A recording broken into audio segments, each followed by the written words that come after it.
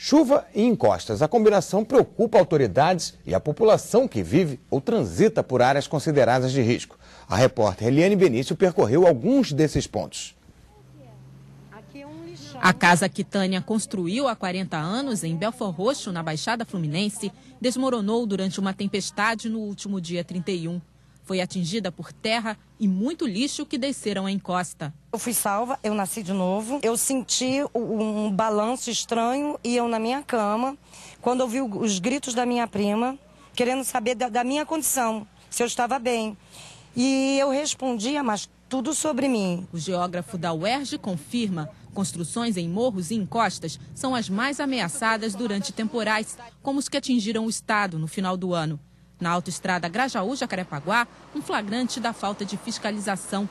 Casas construídas em áreas que receberam obras de contenção do próprio município. A prefeitura determinou essa área, cercou essa área, cuidou dessa área e a gente está vendo isso aqui embaixo os cabos de aço com as estruturas de metal, com os perfis de metal segurando possíveis blocos que venham a rolar lá de cima. E a prefeitura, ao mesmo tempo, não conseguiu fazer com que ela não fosse ocupada. Todo o estado, principalmente a cidade do Rio, tem encostas como esta, com grande grau de instabilidade. Isso porque blocos de rocha se deslocam naturalmente com o tempo. São consideradas áreas de risco. As encostas que têm risco, esse risco é acentuado com a ocupação, por conta do desvio das águas das chuvas, por conta dos esgotos que interferem na estrutura das encostas, por conta do pisoteio das pessoas passando e, aqui nesse caso, por conta da trepidação dos carros ao longo da via. Rochas curvas são comuns na geografia do Rio, bonitas e perigosas, como a encosta onde foi aberto o túnel Noel Rosa, em Vila Isabel. Recentemente, uma pedra caiu e foi preciso isolar parte da pista. A empresa que monitora as encostas da cidade anunciou que fará obras de contenção em vários bairros. Na autoestrada Grajaú-Jacarepaguá, o trabalho já começou, mas, para o especialista, é preciso mais. O Rio de Janeiro precisa ter lei de responsabilidade ambiental. Seria bom uma lei desse tipo que forçaria uma responsabilidade do Estado no sentido de fiscalizar a estabilidade dessas áreas, determinar quais poderiam ser ocupadas e dificultar a instalação de população nessas áreas. Vamos conversar aqui no estúdio com a defensora pública Adriana Brito, saber sobre os direitos dessas pessoas que perderam tudo lá em Angra, na Baixada e em Cascadura, onde um deslizamento matou uma família inteira durante o temporal de fim de ano. Boa tarde, defensora. Boa tarde.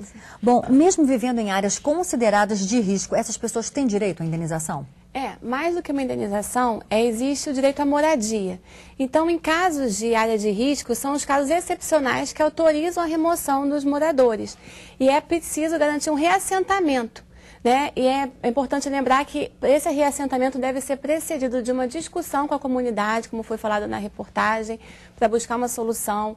Também deve ser feito um laudo técnico comprovando que é realmente área de risco e deve ser garantido um reassentamento, ou seja, garantir a moradia daquelas famílias num local próximo, tanto onde eram mesmo, quanto do seu trabalho, porque ali elas têm já sua relação de educação, de vizinhança e tudo mais. E o que essas pessoas podem fazer para serem ressarcidas, já que o Estado também tem sua parcela de culpa? Porque deixou construir ali.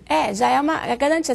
Tem casos que elas estão ali e é possível mantê-las ali. A remoção é um caso extremo, né? Então, elas têm direito, têm um acesso à cidade com toda a infraestrutura, com direito à regularização fundiária, que o Estado, o município, os entes públicos, eles intervenham para dar uma boa situação àquela moradia. E se não é possível mantê-las naquele local, tem que ser dada uma outra alternativa viável, não como uma solução de aluguel. Isso é uma questão intermediária até que garanta realmente uma moradia. Agora, como é que as pessoas devem agir? A pessoa já está abalada, já não sabe muito o que fazer.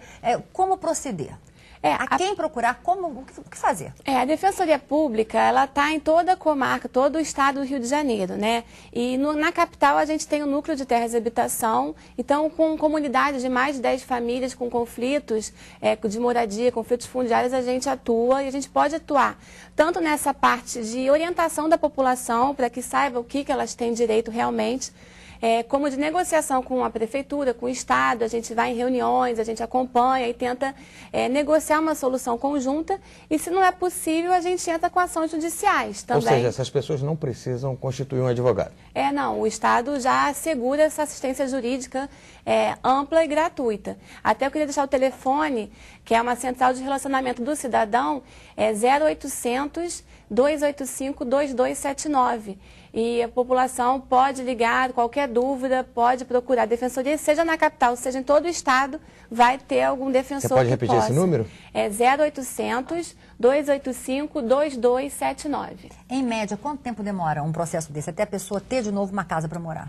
A ideia é que a gente consiga ter uma liminar, né, uma tutela antecipada, alguma situação que imediatamente se garanta, ou que enquanto isso, se não for possível, que garanta pelo menos um aluguel que seja suficiente para ela conseguir garantir sua moradia. Adriana Brito, defensora pública, muito obrigado pela sua participação aqui no Repórter Rio. Nada, obrigada a vocês.